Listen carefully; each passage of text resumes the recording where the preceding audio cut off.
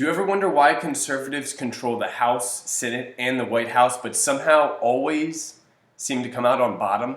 It's because Democrats aggressively push their narrative and Republicans waste their opportunities defensively denying allegations. Here's a perfect example of Hannity being offered a fresh narrative on a silver platter, and he fumbles it. His reporter Sarah Carter found proof the Democratic campaign and the Democratic White House were working together. Shocker.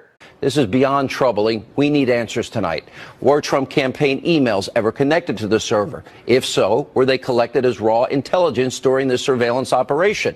Here now is Circa News national security correspondent Sarah Carter. The news media in this country has repeated this narrative that the Trump campaign were colluding with the Russians to undermine the electoral process. What we don't know is who was connected to that FISA.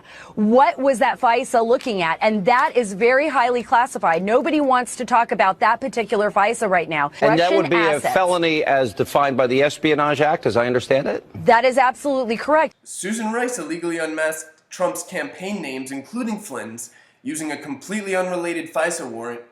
That's a felony violation of the Espionage Act. They spied on Trump's campaign staff.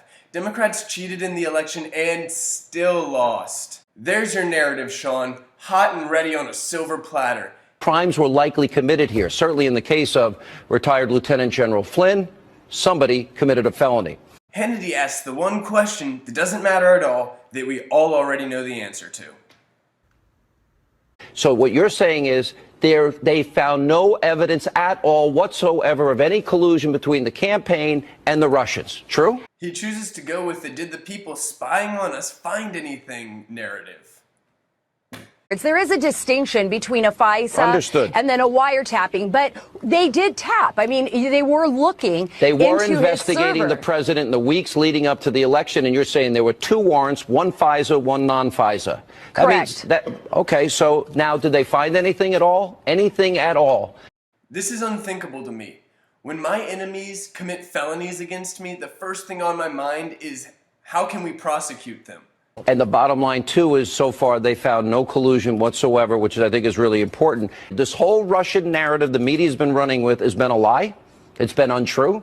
This is the point. Democrats get it. It's us versus them in a battle for control of the government. It's serious. And I understand older Republicans want to play by the old rules, but the game has changed. It's past time to take off the gloves because the highest levels of Democrats are cheaters and spies with one hell of a PR department. And as you know, the Inspector General at the DOJ is now investigating both the FBI and the Department of Justice. They've been throwing sand and aiming below the belt. And right now, I think they're in control. Democrats are established. That's why they are often called the establishment. But whether you think Trump is winning or not, Donald Jr. is officially under investigation, and Susan Rice is not. I like Hannity. That's why I'm calling him out. He has the opportunity of a lifetime to be the first Republican on TV to take control of the narrative and push an Americans First agenda forward. He's doing a great job. I watch him most nights.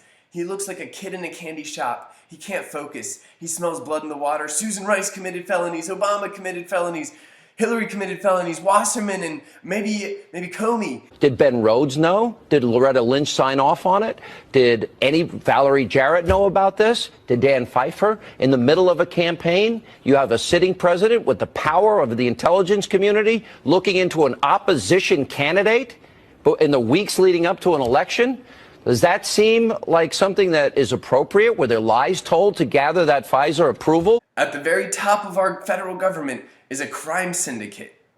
This is the juiciest story the world has ever heard. We have to take advantage of these facts fast.